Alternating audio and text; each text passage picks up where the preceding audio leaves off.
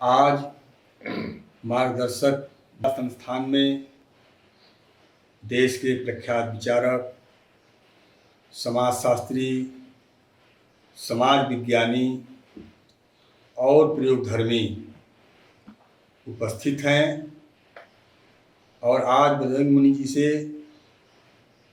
धर्म परिवर्तन कितनी स्वतंत्रता और कितना अपराध विषय पर बातचीत करेंगे।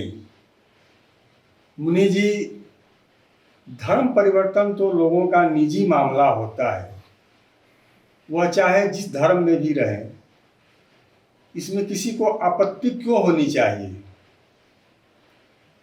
देखिए, सबसे पहले तो ये समझना पड़ेगा कि धर्म परिवर्तन माने धर्म क्या, क्योंकि धर्म और परिवर्तन दो शब्द हो गए यहाँ पर। धर्म माने क्या? तो अगर धर्म गुण प्रधान है तो धर्म परिवर्तन पूरी तरह से निजी मामला है एकदम। और धर्म अगर संगठन प्रधान है तब उस सब में विचार करना पड़ेगा।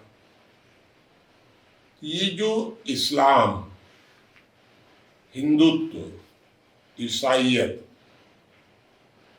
ये गुण प्रधान धर्म नहीं है, संगठन प्रधान धर्म है। तो अगर धर्म का अर्थ अहिंसा, सत्य, शराफत, समझदारी, इस प्रकार अगर गुण प्रधान है तो गुण प्रधान है तो पूरी तरीके से निजी मामला है, उसमें कोई दखल नहीं दिया जा सकता है।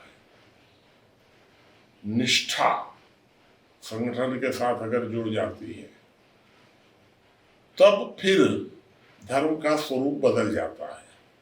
वह जो धर्म जो शब्द है वो बहुत प्राचीन समय में गुणों के साथ जोड़ा गया था और बाद में इधर 1-2 हजार वर्षों से ये संगठन के साथ जुड़ गया। तो धर्म परिवर्तन, मैं आपसे एकदम सहमत हूं कि संगठन प्रधान धर्म भी अगर है, कोई आदमी किसी भी संगठन में जा सकता है, इससे किसी को कोई आपत्ति नहीं होनी चाहिए, कोई यहां भी जाए।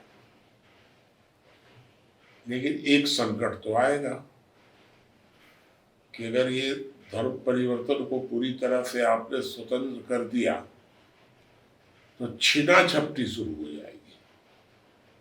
हम अपनी संख्या बढ़ावे, तो जब संख्या बढ़ाने के लिए शुरू होगा तो कुछ लोग छीना झपटी करेंगे तो टकराव शुरू हो जाएगा।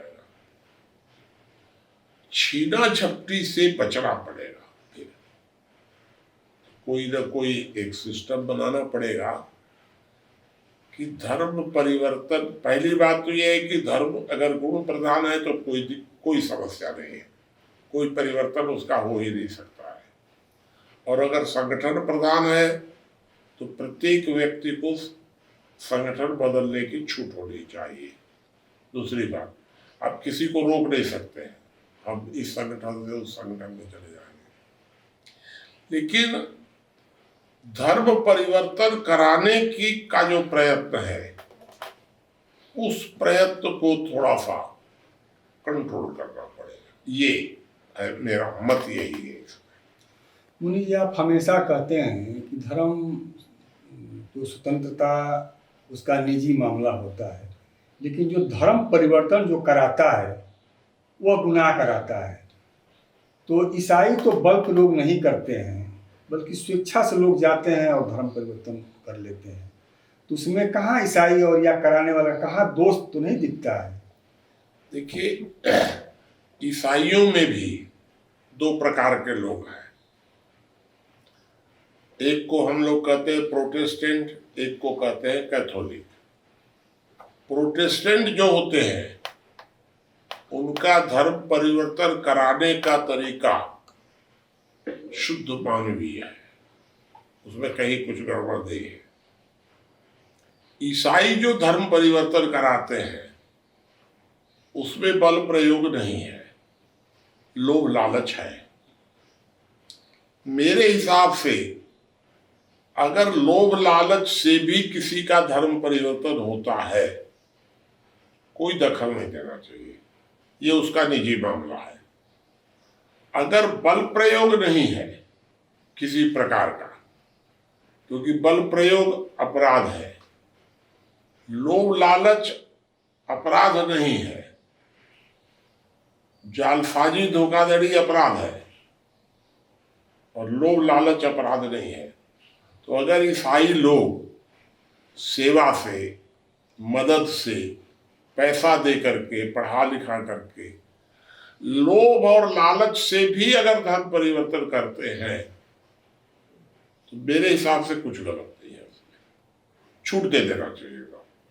आपका कोई आदमी है, आप उसको समझा बुझा करके रोक लीजिए, और आप अगर नहीं रोकते उसको दुत्कारिएगा तो वो जाएगा ही दूसरे के पास, इसमें क्या दिक्कत है।